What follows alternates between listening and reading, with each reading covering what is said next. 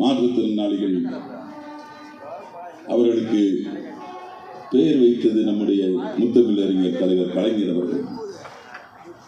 அவங்க பசங்க டிவியில் பார்க்குறாங்க, கடலில் போய் தண்ணி காலில் தண்ணி பட்டுச்சுன்னா அது நல்லா இருக்கே, நம்மளால போக முடியாதே, மணலில் தள்ளிட்டு போக முடியாமா, எவன் கொண்டு போய் நம்மளை வீல் சேரில் கொண்டு போய் விட போகிறோம்.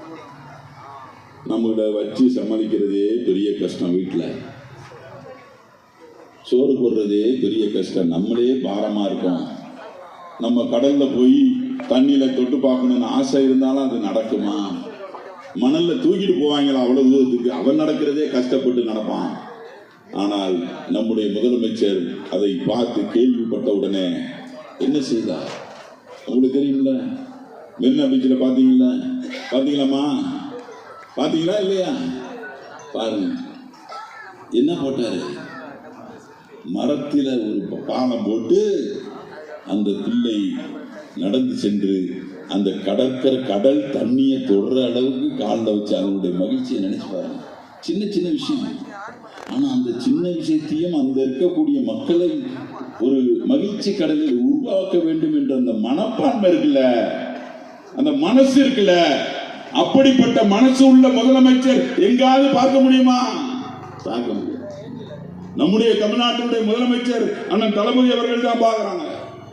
திருநங்கைகள் ஒவ்வொருத்தரும் வார பெண்களுக்கு பண்ணிட்டாங்க, அடிபட்டவருக்கு சம்பாதித்தாரு, மாற்றுத்திறனாளிகளுக்கு நான் சொல்லிட்டேன், இன்னும் பல விஷயங்களை சொல்லலாம். திருநங்கைகளுக்கு மூன்றாம் பாலினத்தார் என்று கொச்சையாக பேசிக் கொண்டிருந்த காலத்தில் அவர்களை திருநங்கைகள் என்று பெயர் சூட்டி மகிழ்ந்தவர் நம்முடைய முத்தமிழறிஞர் தலைவர் கலைஞர் அவர்கள். அப்படிப்பட்ட இலவச பேருந்து பயணம் கொடுத்தாச்சு, அவங்களுக்கு மகளிர் உரிமை தொகை கொடுக்கிறோம், மாசம் 1500 ரூபாய் அவர்களுக்கான முதியோருக்கான ஓய்வூதியம் கொடுக்கிறோம், எல்லா பெனிஃபிட்ஸும் கொடுக்கிறோம். ஆனால் அவர்கள் சமுதாயத்தில் எவ்வளவு கஷ்டப்பட்டு, ஐயோ நான் இப்படி பிறந்து விட்டேனே, ஆணாகவும் இல்லாமல் பெண்ணாகவும் இல்லாமல் ஒரு மாதிரியான சூழ்நிலையிலே இது இறைவன் கொடுத்ததே என்று மூளையிலே முடங்கி கிடந்தவர்களை கொண்டு வந்து கண்ணியமான வாழ்வை அவர்கள் பெற்றிட வேண்டும் என்பதற்காக ரயில்வேகளையும் டிராக்லையும்